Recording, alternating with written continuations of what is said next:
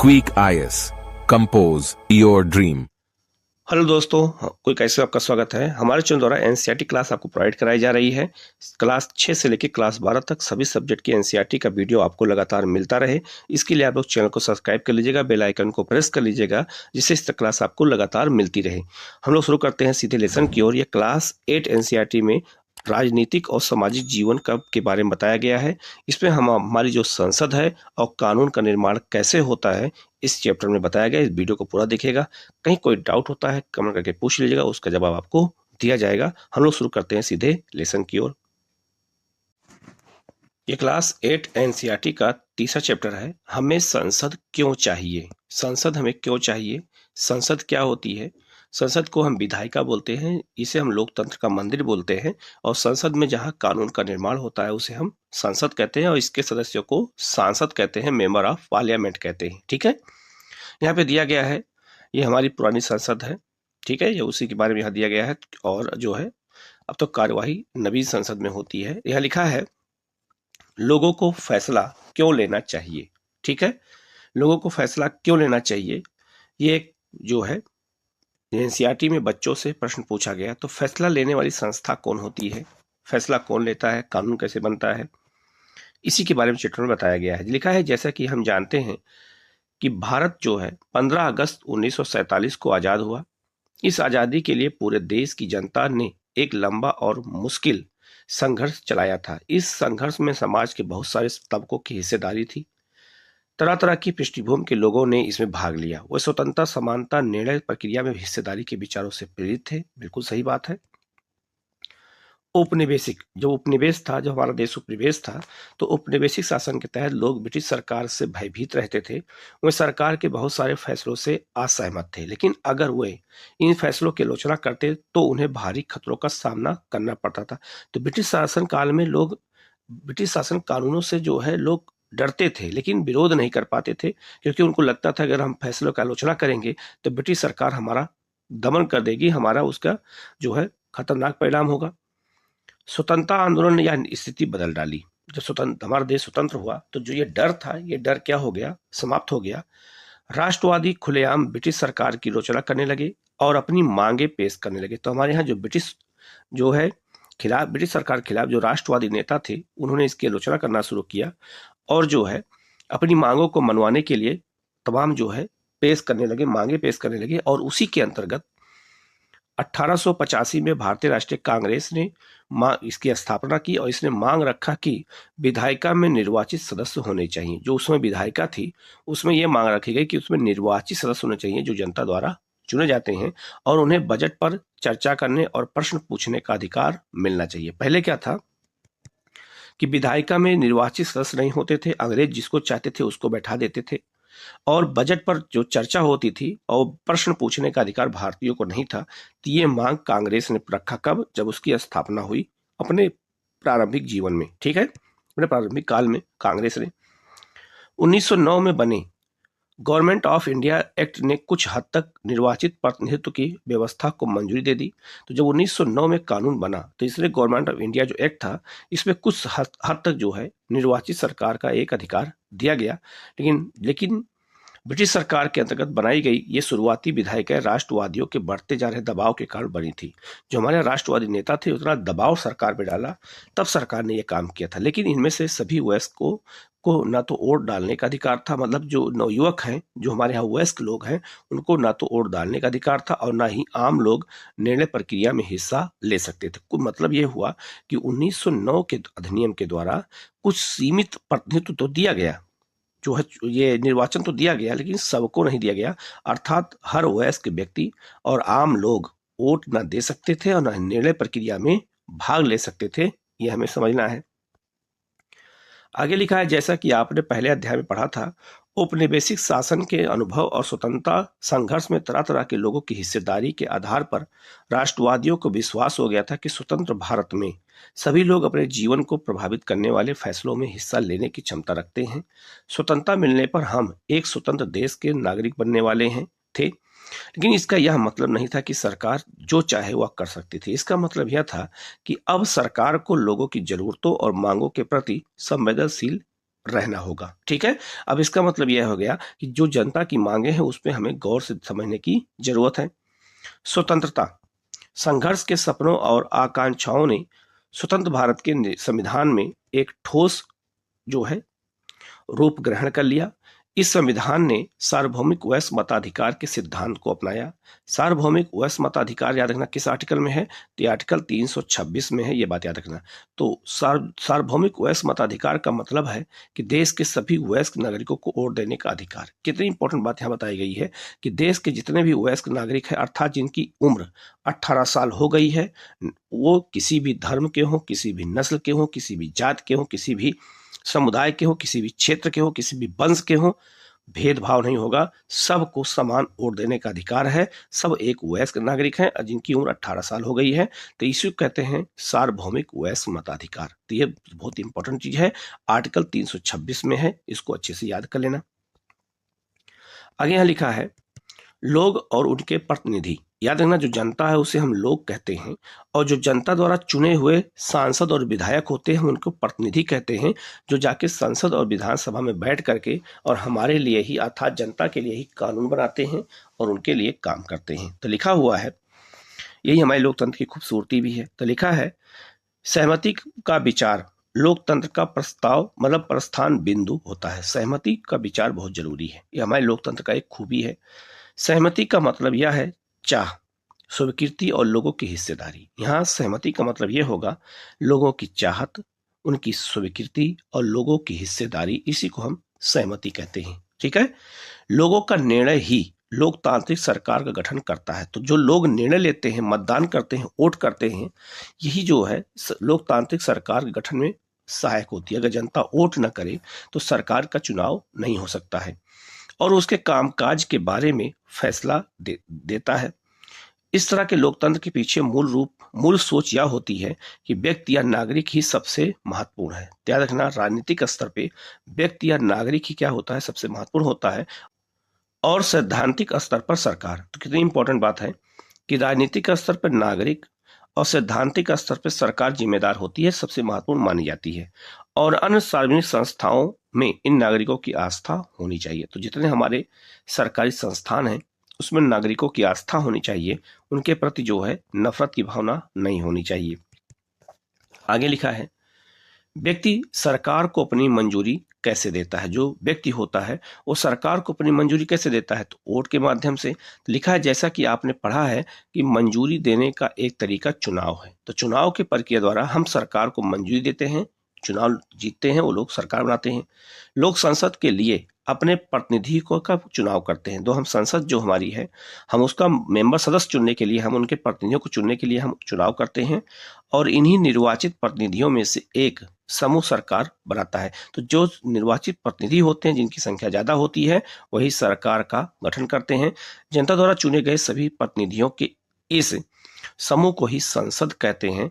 या संसद सरकार को नियंत्रित करती है और उसका मार्गदर्शन करती है, मतलब कि सरकार को नियंत्रित भी करती है और उसका मार्गदर्शन करती है कैसे सरकार काम कर सकती है। इस लिहाज से अपने निर्वाचित प्रतिनिधियों के माध्यम से लोग ही सरकार बनाते हैं और उस पर नियंत्रण रखते हैं। तो ये हमारे लोकतंत्र की खूबसूरती है कि चुनाव प्रक्रिया द्वारा हम संसद में अपने प्रतिनिधि को भेजते हैं। और यहाँ पर एक दृश्य दिखाया गया है, आप देख सकते हैं कि जो इलेक्ट्रॉनिक वोटिंग मशीन होती है उसको ले हाथी पर बैठ के जा रहे हैं। वोट डालना कहीं होगा, कहीं दूर दराज का ऐसा क्षेत्र होगा, ये किसी राज्य का, चाहे झारखंड का हो या कहीं का होगा। यहाँ देखते हैं किसका है ये, तो ये यहाँ पे नहीं लिखा है किस राज्य का है, लेकिन यहाँ पे ये दिया है कि मतदान केंद्र की ओर जा रहे हैं। ये ईवीएम मशीन है और इसको ले करके अगर वहाँ कोई और परिवहन का साधन नहीं रहा होगा तो इस पर हाथी पर बैठ करके जा रहे हैं वोट डालने के लिए। कहाँ पर, जहाँ पर वो चुनाव का सेंटर बनाया गया होगा। तो हमारे लोकतंत्र की एक खूबसूरती है कि लोकतंत्र में जो है इन्हीं के माध्यम से, इन्हीं शिक्षकों, इन्हीं कर्मचारियों के माध्यम से हम चुनाव को संपन्न कराते हैं और जनता के हर क्षेत्र तक हम चुनाव के माध्यम, वो वोट के माध्यम से पहुंचाते हैं। ठीक है, यहाँ लिखा हुआ है प्रतिनिधित्व का यह विचार 6 और 7 के सामाजिक और राजनीतिक जीवन पाठ्यक्रमों में हम महत्वपूर्ण विषय था, हम पढ़ चुके हैं। ठीक है, आप इस बात से पहले ही परिचित हो चुके हैं कि सरकार के विभिन्न स्तरों पर प्रतिनिधियों का चुनाव किस तरह से होता है। तो वोट डाल करके होता है, मैंने इसको बता दिया था पूरा। ठीक है, आगे हम लोग बढ़ते हैं। यहाँ ये देख सकते हैं जो हमारी पुरानी संसद है ये उसको दिखाया गया है, क्योंकि जब ये एनसीईआरटी लिखी गई तो हम वही हमारा संसद है, वही सब कुछ करते हैं। इसमें देखिए आप देख सकते हैं ये एक लोकसभा है, एक राज्यसभा है, ठीक है। लोकसभा राज्यसभा की पहचान कैसे करें? देखो दोनों एक ही तरह बने हैं। तो जो नीचे कारपेट बिछा हुआ है, अगर ये रेड कलर का जो कारपेट बिछा हुआ है नीचे आप देख सकते हैं, जो रेड कलर का कारपेट बिछा है ये राज्यसभा के लिए है। राज्यसभा का जो नीचे का सदन है उसको हम वो रेड कारपेट भी कहते हैं।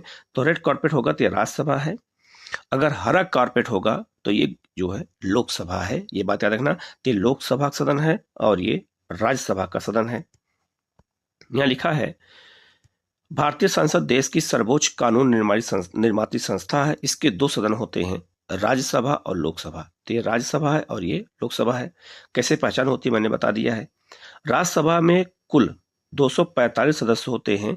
देश के उपराष्ट्रपति राज्यसभा के सभापति होते हैं अर्थात चेयरमैन होते हैं। लोकसभा में कुल 545 सदस्य होते हैं। इनकी अध्यक्षता लोकसभा के अध्यक्ष द्वारा की जाती है। ये बात याद रखना, ठीक है। आगे यहाँ लिखा है संसद की भूमिका। संसद की क्या भूमिका है? तो आजादी के बाद गठित की गई भारतीय संसद लोकतंत्र के सिद्धांतों में भारतीय जनता की आस्था का प्रतीक है। कितनी इंपॉर्टेंट बात कही गई है कि भारतीय जो संसद है वो लोकतंत्र के सिद्धांत में जनता की आस्था का एक प्रतीक है हमारी संसद। ये सिद्धांत है निर्णय प्रक्रिया में जनता की हिस्सेदारी और सहमति पर आधारित शासन, ठीक है। तो जनता की सहमति के आधार पर, हिस्सेदारी के आधार पर शासन चला जाता है।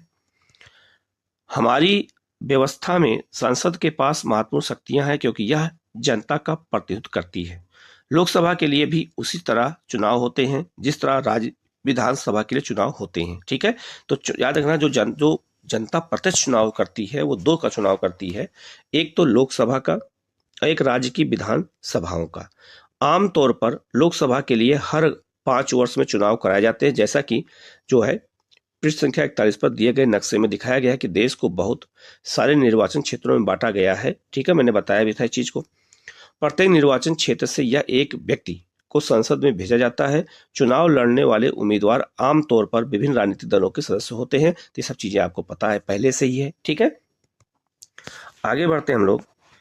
आगे लिखा है यहाँ पे एक तालिका दी गई है कि जब 2014 में चुनाव हुआ था, जब तो 16वीं लोकसभा का चुनाव हुआ था, जब प्रधानमंत्री नरेंद्र मोदी बने थे, तो भारतीय जनता पार्टी भाजपा को 282 सीटें मिली थी।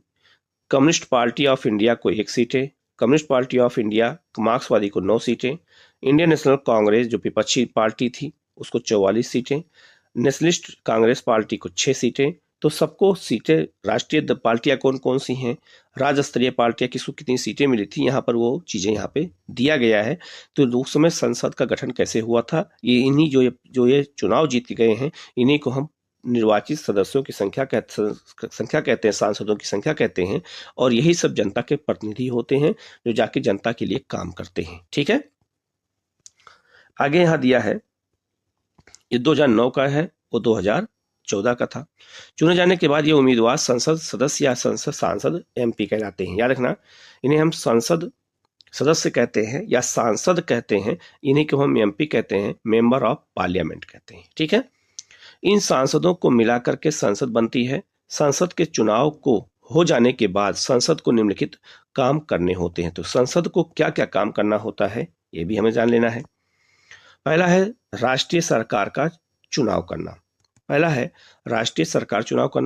तो भारतीय संसद में राष्ट्रपति और 2 सदन होते हैं। तो संसद का गठन कैसे होता है, तो राष्ट्रपति और 2 सदन मिलकर के तब संसद का गठन करते हैं, राज्यसभा और लोकसभा, ठीक है। तो संसद के 3 अंग होते हैं, राष्ट्रपति, राज्यसभा और लोकसभा।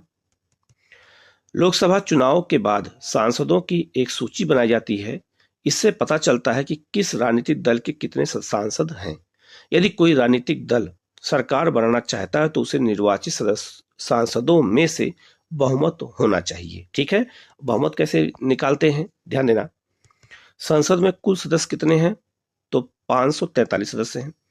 इसमें 2 मनोनीत सदस्य भी होते थे जो एंग्लो इंडियन होते थे। इस व्यवस्था को अब समाप्त कर दिया गया है संविधान संशोधन 2000 मतलब 105 के तहत, 104 के तहत, ठीक है। 104 के तहत समाप्त कर दिया गया, ये बात याद रखना।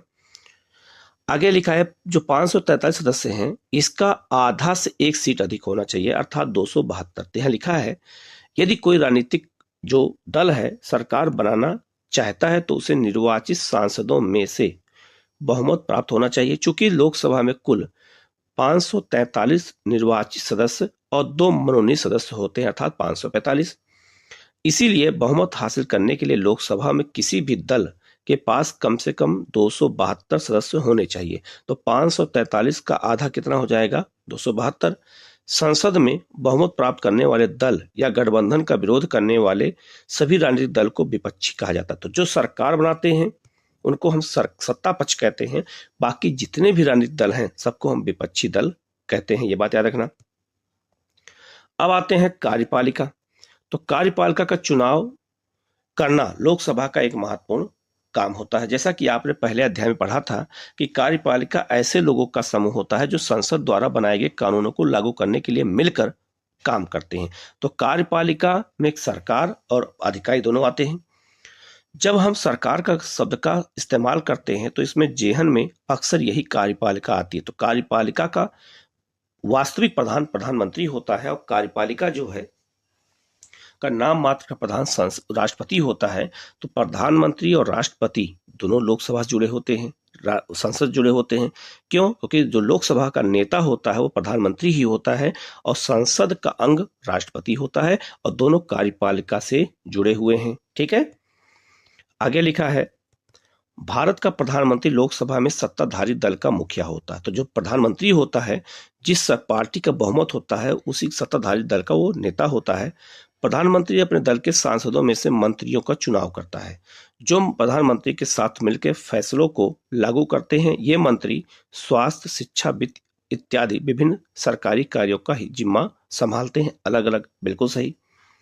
हाल के सालों में काफी बार किसी एक राजनीतिक दल को बहुमत नहीं मिल पाया था, जो कि सरकार बनाने के लिए एकदम जरूरी है, अर्थात 272 सीटें।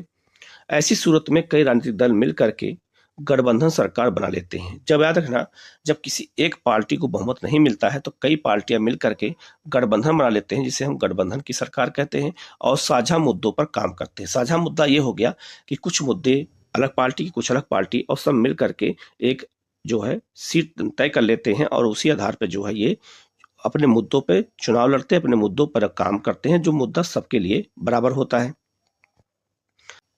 आप इस बिल्डिंग से परिचित होंगे और इस बिल्डिंग से परिचित होंगे। एक का नाम है साउथ ब्लॉक और दूसरे का नाम है नॉर्थ ब्लॉक। एक साउथ में है, एक नॉर्थ में है। यहाँ लिखा है केंद्रीय सचिवालय की 2 प्रमुख इमारतें हैं, इनमें से एक का नाम है साउथ ब्लॉक और एक का नाम है नॉर्थ ब्लॉक। इसका निर्माण 1930 के दशक में हुआ था, जब लॉर्ड इरविन था। बाईं ओर साउथ ब्लॉक का चित्र है, इसमें प्रधानमंत्री कार्यालय है यहीं पे, और रक्षा मंत्रालय, विदेश मंत्रालय का दफ्तर इसी में है। जो दाईं ओर वाला है उसमें नॉर्थ ब्लॉक है, यहाँ वित्त मंत्रालय और गृह मंत्रालय स्थित है। केंद्र सरकार के अन्य मंत्रालय नई दिल्ली की विभिन्न इमारतों में स्थित है। तो याद रखना, एक तरफ जो साउथ ब्लॉक है उसमें जो है आपका कौन कौन सा प्रधानमंत्री कार्यालय, इसी में पीएमओ है, रक्षा मंत्रालय है और विदेश मंत्रालय। तो अगर एग्जाम में आपसे पूछा जाए, कोई अगर आपसे पूछ दे कि साउथ ब्लॉक और नॉर्थ ब्लॉक किसे कहते हैं, तो ये सरकार के सचिवालय होते हैं जिसमें बहुत महत्वपूर्ण डिपार्टमेंट या मंत्रालय काम करते हैं, उनकी ऑफिस होती है। ठीक है, आगे लिखा है राज्यसभा मुख्य रूप से देश के राज्यों की प्रतिनिधि के रूप में काम करती है। तो राज्यसभा में कौन बैठता है? राज्यों के प्रतिनिधि बैठते हैं जो विधायकों द्वारा चुने जाते हैं। राज्यसभा भी कोई कानून बनाने का प्रस्ताव पेश कर सकती है, मतलब जो अधिकार लोकसभा का है लगभग वही अधिकार राज्यसभा का भी है कानून बनाने में।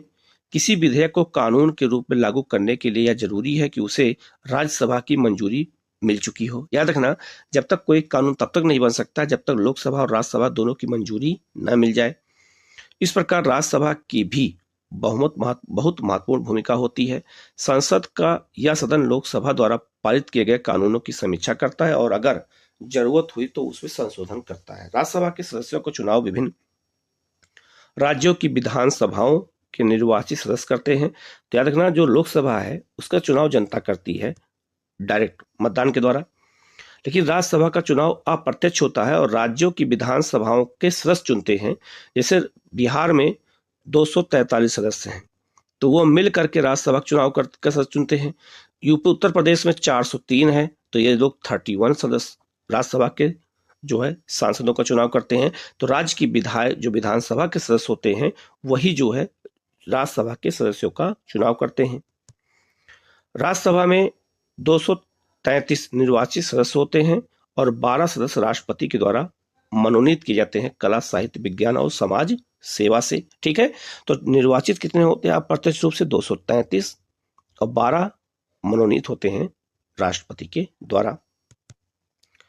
दूसरा है सरकार को नियंत्रित करना, मार्गदर्शन देना और जानकारी देना, ये संसद का काम है। तो लिखा हुआ है जब संसद का सत्र चल रहा हो, याद रखना संसद के 3 सत्र होते हैं। संसद की बैठक को सत्र कहते हैं।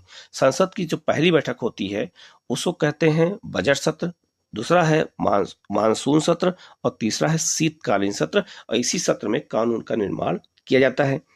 तो जब संसद का सत्र चल रहा होता है तो उसमें सबसे महत्वपूर्ण प्रश्नकाल होता है। प्रश्नकाल में प्रश्न पूछे जाते हैं राष्ट्रीय महत्व के। तो प्रश्नकाल एक महत्वपूर्ण व्यवस्था है, इसके माध्यम से सांसद जो है सरकार के कामकाज के बारे में जानकारियां हासिल करते हैं। मतलब कि जो सांसद होते हैं, जो संसद के सदस्य होते हैं लोकसभा चाहे राज्यसभा में, वो मंत्रियों से प्रश्न पूछते हैं कामकाज के बारे में, तो उसी को हम प्रश्नकाल कहते हैं। ठीक है, इसके जरिए संसद कार्यपालिका को नियंत्रित करती है और सवालों के माध्यम से सरकार को उसकी खामियों के प्रति आगाह किया जाता है। ठीक है, अगर मान लीजिए सरकार कोई गलत काम कर रही है तो उसको आगाह भी किया जाएगा कि आप ये काम गलत कर रहे हो, इसके प्रति आपको जो है जवाबदेह होना पड़ेगा।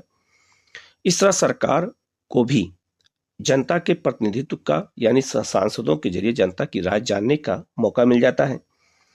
सरकार से सवाल पूछना किसी भी सांसद की बहुत महत्वपूर्ण जिम्मेदारी होती है। याद रखना सरकार से प्रश्न पूछना लोकतंत्र का एक मतलब विशेषता भी है और एक महत्वपूर्ण जिम्मेदारी भी होती है।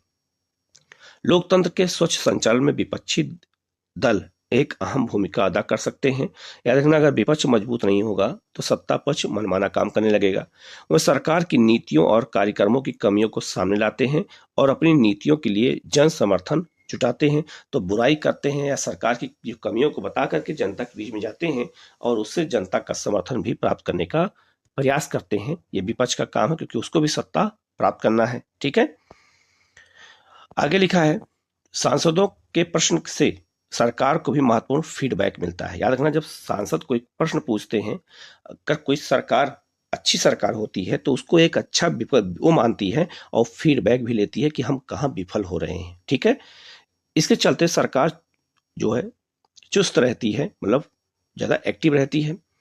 इसके अलावा वित्त से संबंधित सभी मामलों में संसद की मंजूरी सरकार के लिए महत्वपूर्ण होती है।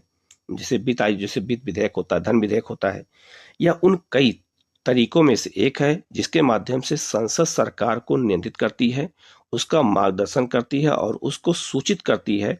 जनप्रतिनिधियों के रूप में संसद को नियंत्रित, निर्देशित और सूचित करने में सांसदों की एक महत्वपूर्ण भूमिका होती है। बिल्कुल सही है, और यह भारतीय लोकतंत्र का एक मुख्य आयाम भी होता है। तो आप समझ सकते हैं कि कैसे संसद में कार्रवाई होती है, इसी चीज को यहाँ बताया गया है।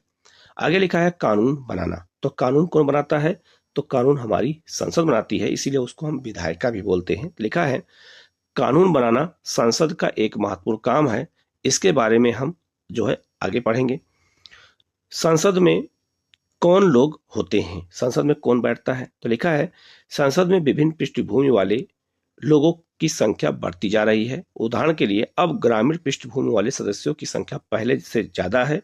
बहुत सारे क्षेत्रीय दलों के सदस्य भी अब बढ़ गए हैं। पहले क्षेत्रीय दल नहीं होते थे, अब उनकी संख्या भी बढ़ गई है। जिन समूहों और तबकों का अब तक संसद में कोई प्रतिनिधित्व नहीं था, वह अब चुनाव जीतकर आने लगे हैं। दलित और पिछड़े वर्गों की राजनीतिक हिस्सेदारी भी बढ़ गई है, ये भी बहुत अच्छा हो रहा है आजकल। ठीक है, तो अलग अलग क्षेत्रों के लोग जो है, अलग अलग जाति और धर्म के लोग भी अब संसद में पहुंच रहे हैं। देखिए आप यहाँ मतदान दिया गया है कि जब पहली लोकसभा चुनाव 1951-52 में हुआ था, ये भी याद रखना कि पहला चुनाव लोकसभा कब हुआ था, 1951-52 में हुआ था, और उस समय मतदान का प्रतिशत कितना था, 61.16% था। इतने 100 में से लगभग 61 लोगों ने वोट दिया था। और जब 2014 का चुनाव हुआ तो केवल 66% लोगों ने वोट दिया, तो ज्यादा अंतर नहीं आया। 1951-52 से 2014 तक में आप देख सकते हैं चुनाव में बहुत ज़्यादा परसेंटेज नहीं बढ़ा है, केवल 5% लगभग बढ़ा है। तो कहने का मतलब है कि हमारे यहाँ वोट देना जो है, लोग जो है एक मजाक के रूप में लेते हैं और बहुत सारे लोग वोट नहीं देते हैं। आगे लिखा है, देखने में आया है कि प्रतिनिधित्व मूलक लोकतंत्र अपने समाज को पूरे तौर पर सही ढंग से प्रतिनिधित्व नहीं कर सकता है।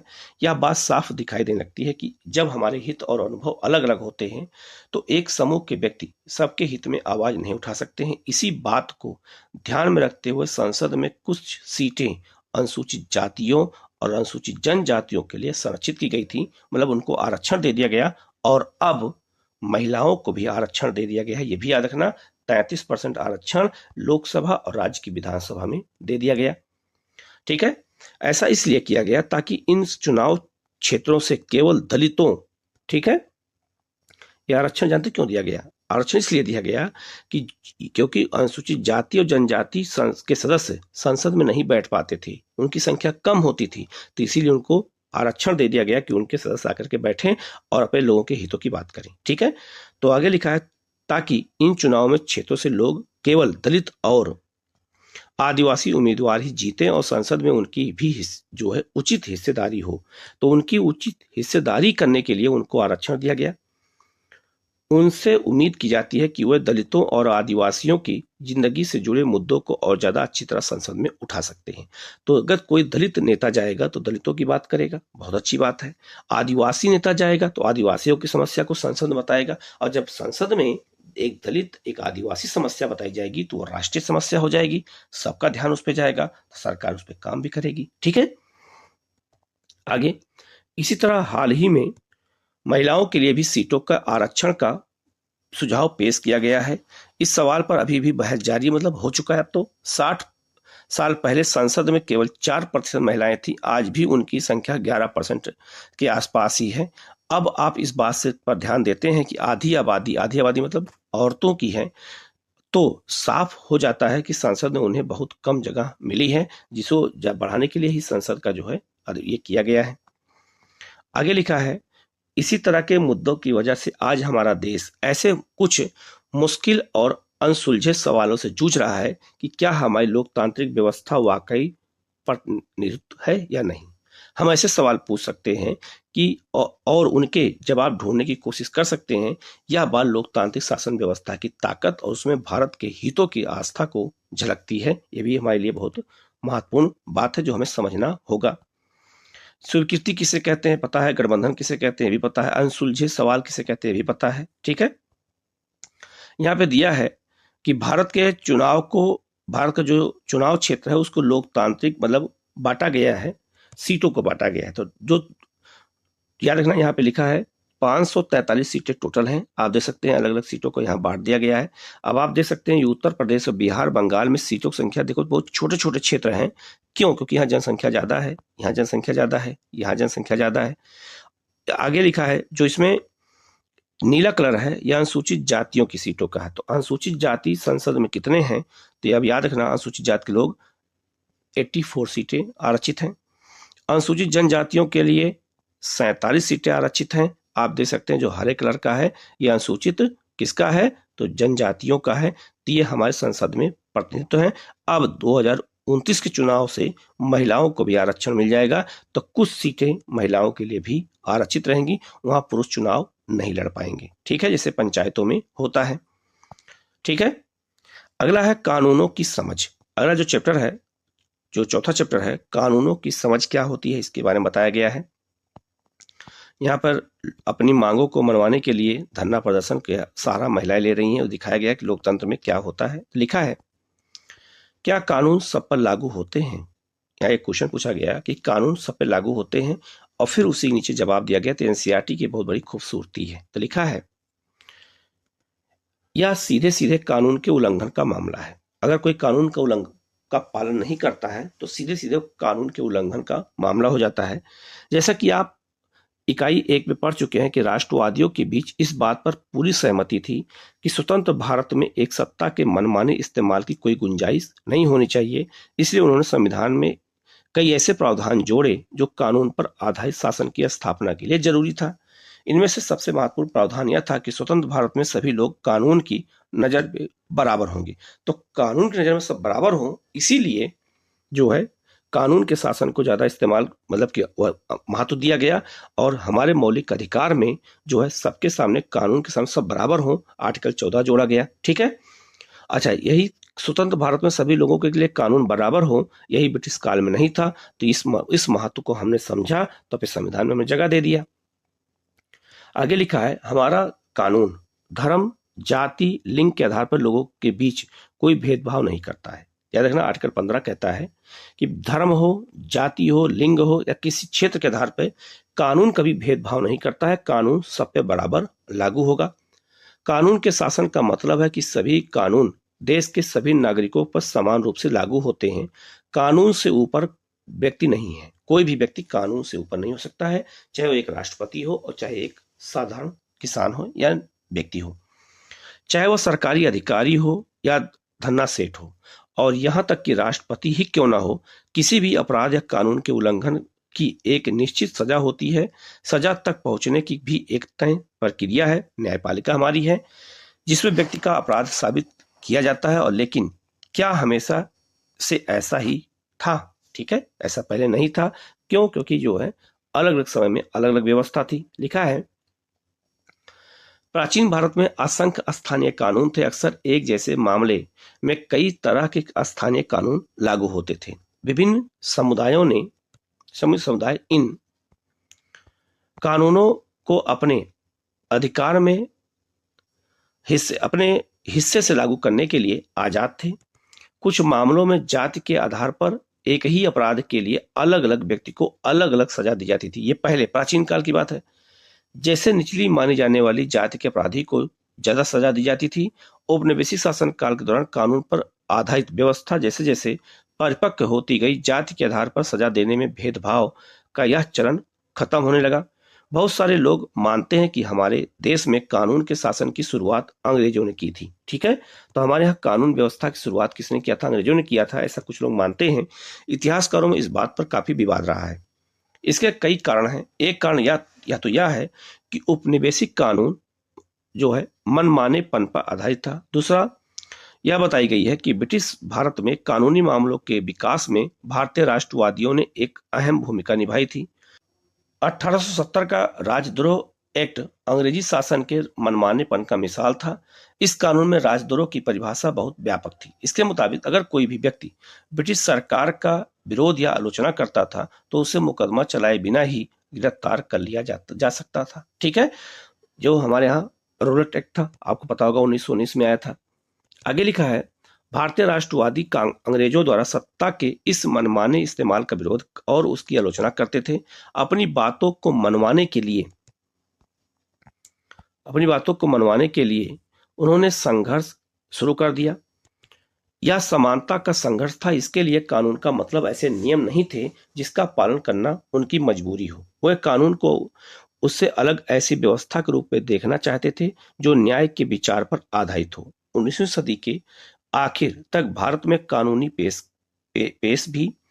पेशा भी उभरने लगा। मतलब कि कहने मतलब यह है कि 19वीं शताब्दी में अब भारतीय भी वकील बनने लगे, एक पेशा उनके लिए अपना लिया। कानूनी पेशे में लगे भारतीयों ने मांग की कि औपनिवेशिक अदालतों में उन्हें सम्मान की नजर से नहीं देखा जाता है। वकीलों ने भी धरना प्रदर्शन शुरू किया। ऐसे भारतीय कानून विशेषज्ञ अपने देश के लोगों के अधिकारों की हिफाजत के लिए कानून का इस्तेमाल करने लगे। भारतीय न्यायाधीश भी फैसले लेने में से पहले ज्यादा भूमिका निभाने लगे। इस प्रकार उपनिवेशिक शासन के दौरान कानून के शासन के विकास क्रम में यहाँ के लोग भी कई तरह से अपना योगदान दे रहे थे। आगे, संविधान को स्वीकृति मिलने के बाद यह दस्तावेज एक ऐसी आधारशिला बन गया जिसके आधार पर हमारे प्रतिनिधि देश के लिए कानून बनाने लगे। हर साल हमारे प्रतिनिधि कई नए कानून बनाते थे और कई पुराने कानूनों में संशोधन करते थे। क्लास 6 में की पुस्तक में आपने 2005 के हिंदू उत्तराधिकार संशोधन कानून के बारे में पढ़ा होगा, मैंने बताया भी था। इस नए कानून के मुताबिक बेटे, बेटियां और उनकी मां तीनों को परिवार की संपत्ति में बराबर का हिस्सा मिल सकता है। ऐसा जो है ये कानून पास भी हो गया है। इसी प्रकार प्रदूषण को नियंत्रित करने और रोजगार मुहैया कराने के लिए भी नए कानून बनाए गए हैं। लोग इस निर्णय पर कैसे पहुंचते हैं कि एक नया कानून जरूरी है, वह कानून का प्रस्ताव किस तरह पेश करते हैं, इसके बारे में हम आगे पढ़ेंगे। नए कानून किस तरह बनते हैं? अब नया कानून कैसे बनता है? तो संसद बनाती है, लोकसभा राज्यसभा द्वारा प्रस्ताव पेश किया जाता है, उस पर बहस होती है, कानून बनता है, और फिर जो है अगर जरूरत पड़ेगी तब, ऐसा नहीं कानून बनता, जब देश में कोई जरूरत पड़ती है तभी कानून बनता है, और फिर उस पर वोटिंग होती है, और फिर जो है चुनाव वो जो है मतदान के द्वारा वोटिंग होगी, और संसद में फिर राष्ट्रपति सेंचर करने पे कानून बन जाता है। तो नए कानून किस तरह बनते हैं? लिखा है, कानून बनाने में संसद की एक महत्वपूर्ण भूमिका होती है। यह प्रक्रिया कई तरह से आगे बढ़ती है। आमतौर पर सबसे पहले समाज के विभिन्न समूह की किसी खास कानून के लिए आवाज उठाते हैं। यह संसद की जिम्मेदारी है कि वह लोगों के सामने आ रही समस्याओं के प्रति संवेदनशील हो। आइए देखें कि घरेलू हिंसा का सवाल किस तरह संसद के सामने आया और घरेलू हिंसा की रोकथाम पर कानून बनने की प्रक्रिया क्या थी। ठीक है, तो घरेलू हिंसा हमारे देश की एक समस्या है, उसी को लेकर के यहाँ पर एक जो है बताया गया है कि कानून कैसे हमारे यहाँ बना, उसी को लेकर के यहाँ तो यहाँ लिखा है, जब परिवार का कोई पुरुष सदस्य, आमतौर पर पति, घर की किसी औरत या पत्नी के साथ और मतलब कि आमतौर पर मारपीट करता है, तो उसे उसे चोट पहुंचाता है या मारपीट या चोट की धमकी देता है, तो उसे घरेलू हिंसा कहा जाता है। औरत को यह नुकसान शारीरिक मारपीट या भावनात्मक शोषण के कारण हो सकता है। यह शोषण मौखिक, यौन या फिर आर्थिक शोषण भी हो सकता है। घरेलू हिंसा अधिनियम कब बनाया गया? याद रखना, 2005 में महिलाओं की सुरक्षा की परिभाषा ने घरेलू शब्द की समझ को और अधिक व्यापक बना दिया। अब ऐसी महिलाएं भी घरेलू दायरे का हिस्सा मानी जाएंगी जो हिंसा करने वाले पुरुष के साथ एक ही मकान में मतलब कम मकान में रहती हैं या रह चुकी हैं। तो घरेलू हिंसा 2005 में बनाया गया, कानून बनाया गया महिलाओं को प्रोटेक्शन करने के लिए, जो बहुत ही जरूरी था। ठीक है, ये कहानी दी गई, इसको आप देख लीजिएगा। ठीक है, इसमें इतनी बातें इसमें बताई गई थी कि संसद में कानून कैसे बनता है। आगे लिखा है, इस उदाहरण से साफ हो जाता है कि नागरिकों की भूमिका कानून बनाने में कितनी अहम है। मतलब जैसे अगर जरूरत पड़ती है तो कानून बनता है। वो जनता की चिंताओं को कानून के दायरे में लाने के लिए संसद की मदद कर सकते हैं। इस प्रक्रिया के हर चरण में नागरिकों की आवाज बहुत मायने रखती है। यह आवाज टेलीविजन रिपोर्टरों, अखबारों के संपादकीय, रेडियो प्रसारणों और आम सभाओं के जरिए सुनी और व्यक्त की जा सकती है। इन सारे संचार माध्यमों के जरिए संसद का काम ठोस और पारदर्शी तरीके से जनता के सामने आता है, ये भी याद रखना है। अलोकप्रिय और विवादास्पद कानून, बहुत सारे ऐसे कानून बने हैं जो अलोकप्रिय रहे और या उनमें विवाद हुआ है। आइए अब एक और स्थिति पर विचार करें। कई बार संसद एक ऐसा कानून पारित कर देती है जो बेहद अलोकप्रिय साबित होता है। ऐसा कानून संवैधानिक रूप से वैध होने के कारण कानून सही तो हो सकता है, फिर भी वह लोगों को रास नहीं आता है, क्योंकि उन्हें लगता है कि उनके पीछे नियत सही नहीं है। जैसे हमारे यहाँ कृषि कानून आया, बाद में सरकार को वापस लेना पड़ा, बहुत सारा जो है विरोध प्रदर्शन हुआ किसानों का, इसीलिए लोग उनकी आलोचना कर सकते हैं, उसके खिलाफ जनसभाएं कर सकते हैं, मतलब अखबारों में लिख सकते हैं, टीवी चैनलों पर रिपोर्ट भेज सकते हैं। हमारे जैसे लोकतंत्र में आम नागरिक संसद द्वारा बनाए गए जाने वाले दमनकारी कानूनों के बारे में अपनी असहमति व्यक्त कर सकते हैं, सोशल मीडिया कहीं पर भी। ठीक है, लेकिन कायदे से। बहुत सारे लोग यह मानने लगते हैं कि गलत कानून पारित हो जाता है तो संसद के ऊपर भी उस कानून पर जो है दोबारा विचार करने का दबाव पड़ता है। तो याद रखना, कभी कभी कानून जब खराब होता, जनता नहीं मानती है, तो उसको उदाहरण भी लेना पड़ता है। अगर कोई कानून ऐसा बन जाता है जो गलत है, तो न्यायपालिका भी है जो कानून को निरस्त भी कर सकती है। तो लिखा है आगे, उदाहरण के लिए न्यायपालिका की सीमाओं के भीतर जगह के इस्तेमाल से संबंधित विभिन्न नगर पालिका कानून में पटरी पर दुकान लगाने और फेरी लगाने की को गैर कानूनी घोषित कर दिया गया। ठीक है, इनमें कोई संदेह नहीं है कि सार्वजनिक स्थानों को साफ सुथरा और खुला रखने के लिए कुछ कानून जरूरी है। सभी लोग आसानी से फुटपाथों पर चल पाएंगे, लेकिन हम इस बात से को भी नजरअंदाज नहीं कर सकते हैं कि पटरी वाले और फेरी वाले किसी भी बड़े शहर में रहने वाले लाखों लोगों की जरूरतों की चीजें और उनकी सेवाएं बहुत सस्ती कीमतों पर कुशलता पूर्वक पहुंचाते हैं। तो जो पटरी पर रहने वाले लोग हैं, जो वहाँ पे होटल होते हैं, वहाँ पे देखा होगा दुकानों पे लोग खाते हैं, जो फेरी वाले जो पटरी पे ठेला दुकान लगाते हैं, वो भी आम जनता को खाना खिला करके, सस्ता खाना खिला करके, समझ लो एक तरह से उनके ऊपर काम एक उपकार कर रहे हैं। क्यों? बड़े बड़े होटलों में नहीं खाना खा सकते हैं तो वहां मिल गया, जब जरूरत पड़ी तब मिल गया। ठीक है, तो इसलिए सबका महत्व है, सबका दुनिया में याद रखना, पूरे विश्व में सबका महत्व है कि सबका महत्व अपने अपने हिसाब से। ठीक है, इसी से उनकी रोजी रोटी भी चलती है। लिहाजा अगर कानून किसी एक समूह की हिमायत करता है तो दूसरे समूह की उपेक्षा करता है, ये भी होता है। तो इस पर विवाद खड़ा होगा और टकराव की स्थिति पैदा हो जाएगी। लोग सोचेंगे कि संबंधित कानून सही नहीं है। तो ये जो बहुत बड़ा उदाहरण हमें पेश किया गया है। ठीक है, आगे लिखा है वो इस मुद्दे पर फैसले के लिए अदालत की शरण में जा सकते हैं। यदि अदालत को ऐसा लगता है कि वह कानून संविधान के विरुद्ध है तो वह उसमें संशोधन कर सकती है या इस मुद्दे को रद्द कर सकती है। यह हमारी पार्लियामेंट को अधिकार दिया गया है। ठीक है, हमें इस बात का ध्यान रखना चाहिए कि नागरिक के रूप में हमारी जो है भूमिका प्रतिनिधियों के चुनाव के साथ खत्म नहीं होती है। हम याद रखना, एक नागरिक हैं तो अगर हम चुनाव के द्वारा वोट अपना दे करके प्रतिनिधि को चुन लिए तो हमारा जिम्मेदारी खत्म हो गई? नहीं, हमारी जिम्मेदारी आगे भी रहेगी। इसके बाद हम अखबारों और अन्य संचार माध्यमों के जरिए इस बात पर नजर रखते हैं कि हमारे सांसद क्या कर रहे हैं। अगर हमें लगता है कि वो सही काम नहीं करते तो हम उनकी आलोचना करते हैं। इस प्रकार हमें इस बात को सदा ध्यान में रखना चाहिए कि लोगों की जितनी हिस्सेदारी होगी उतने उत्साह से वो जुड़ेंगे, उतना ही संसद को अपना काम सही ढंग से करने में मदद मिलेगी। तो ये बहुत महत्वपूर्ण बात बताई गई है कि जितनी जिसकी हिस्सेदारी होगी उतना ही वो बढ़ चढ़ के हिस्सा लेगा, चाहे समाज का कोई भी वर्ग क्यों ना हो। ठीक है, तो इस चैप्टर में मैंने जो इंपॉर्टेंट चीज मैंने बता दिया, इसको ध्यान से देखिएगा। कहीं कोई क्वेश्चन, कोई डाउट लगता है आप पूछिएगा, उसका जवाब आपको जरूर दिया जाएगा। ठीक है,